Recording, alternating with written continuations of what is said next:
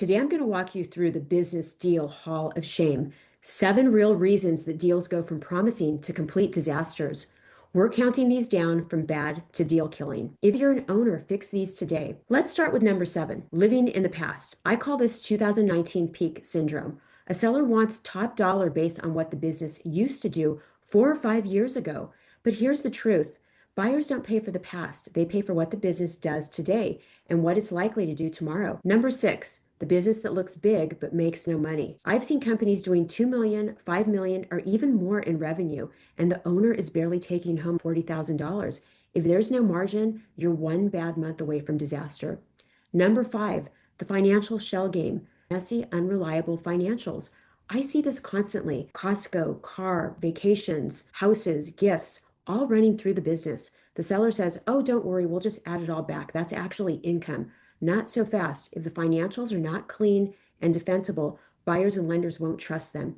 You don't get to underreport income to save taxes and then expect a premium valuation when you sell the company.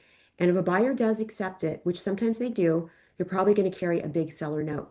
Number 4, accounts receivables. I had an owner that had 1 million in accounts receivables, and he said, I'm planning to keep all of it. So that's a little bit of a problem for the buyer because that's their working capital. Without it, the buyer is funding the business out of pocket from day one. So this accounts receivable should be negotiated. Number 3, total owner dependency. If the owner is the only one who knows the customers, they run the operations, they hold the passwords, and they fix all the problems, they're not selling a business, they're selling a job. And the second they leave, revenue can drop significantly. Number 2, the landlord trap.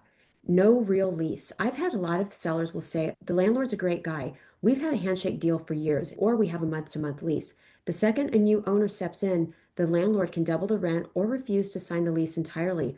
Early in my career, I had a deal that was deep under contract, only to find out that the building was being sold for redevelopment. Obviously, that deal died. And finally, number 1, the invisible income. I've actually had a seller say, the money is there, it's just not on paper. It's not on the P&Ls or the tax returns. And they've literally walked me to the back room and shown me notebooks full of cash that never hit the tax returns. Here's the reality.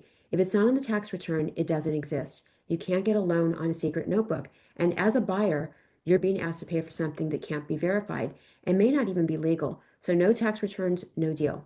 Every one of these deal disasters comes down to one thing, lack of preparation. If you're a seller and you recognize one of these, fix it before you go to market. And if you're a buyer, these are warning signs. If you want to know if your business is actually sellable, click the link below or drop a comment. What's the craziest red flag that you've ever seen in a deal? Don't forget to hit subscribe. We talk every week about selling businesses, increasing your profit, and setting you up for retirement or your next move.